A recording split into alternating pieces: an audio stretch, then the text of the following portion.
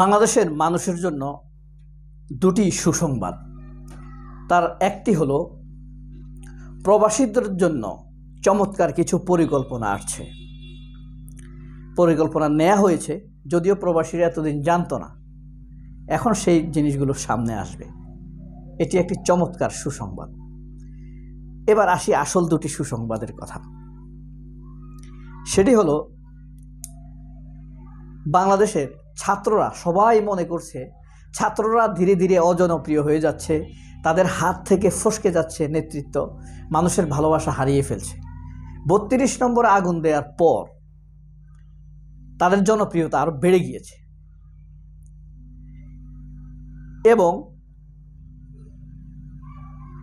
আবারও ছাত্ররা চালকের আসনে এসেছে। আরেকটি সুসংবাদ কি, পিনাকি ভট্টাচার্য এবং মাহমুদুর রহমান হয়তোবা উপদেষ্টা পরিষদে অন্তর্ভুক্ত হলেও হতে পারেন, খুব সম্ভাবনা রয়েছে।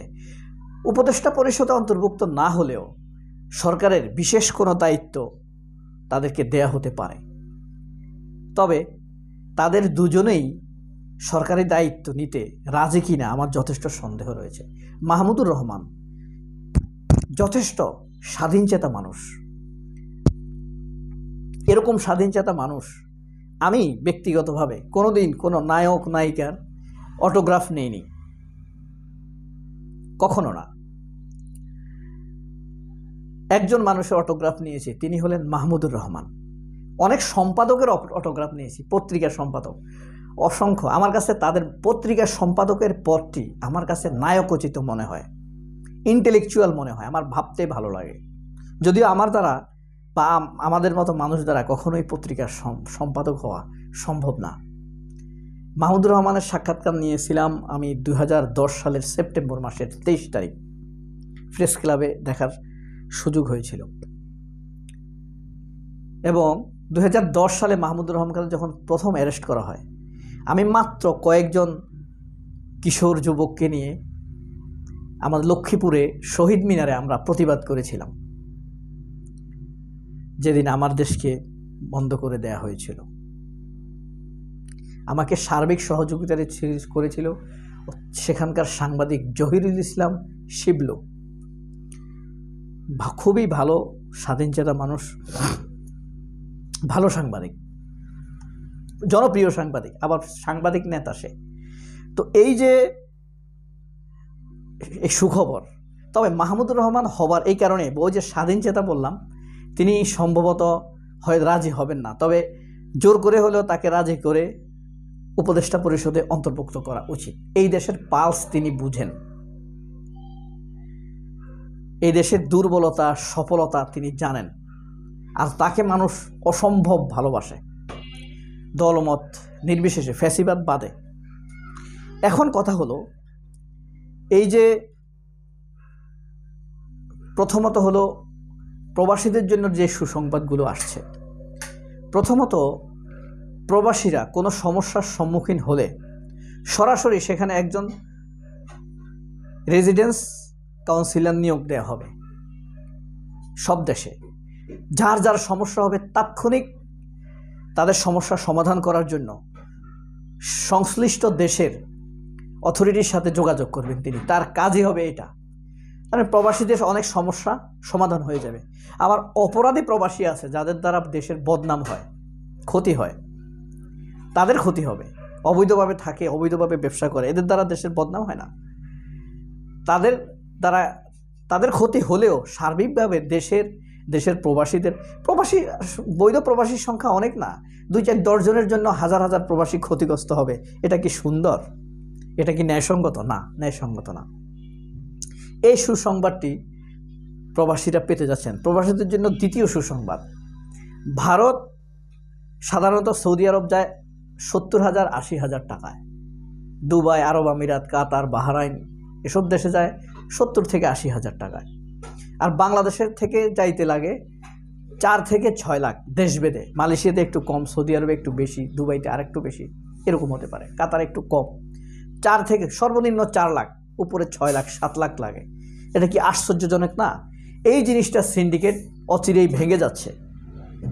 এটার জন্য কাজ করছেন স্পষ্টতর করে পিনাকি ভট্টাচার্য, ইলিয়াস হোসাইন আন্তরিকভাবে কাজ করছেন। তো এই জিনিসগুলো সমাধান করার জন্য উদ্যোগ আরও আগেই শুরু হয়েছে, সেটা এখন শেষ পর্যায়ে আছে।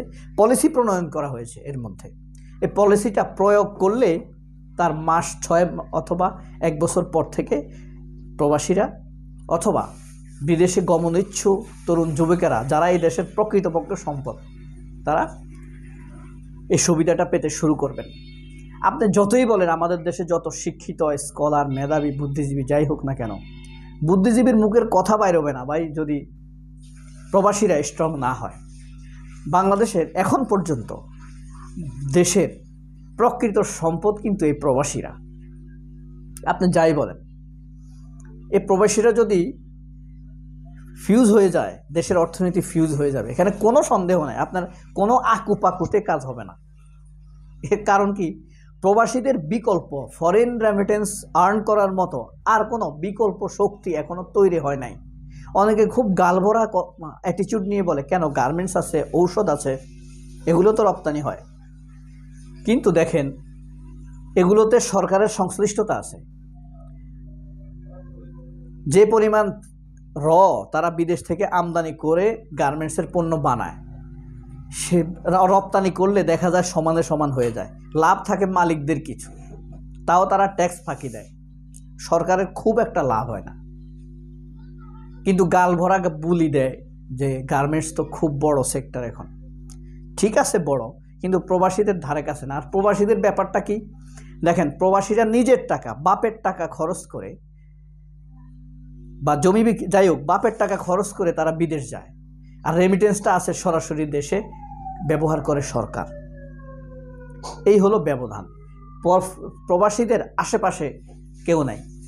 এসব গার্মেন্টস সব আপনি বন্ধ করে দিয়ে, ধরেন গার্মেন্টসের যত শ্রমিক আছে সবাইকে যদি আপনি ওই যে এখন যে পলিসি প্রণয়ন করা হয়েছে 18,000 টাকা, 80,000 টাকার মধ্যে করে সৌদি আরব পাঠাই দেন, তার চেয়ে কয়েক গুণ বেশি রেমিটেন্স আসা শুরু হবে এই দেশে।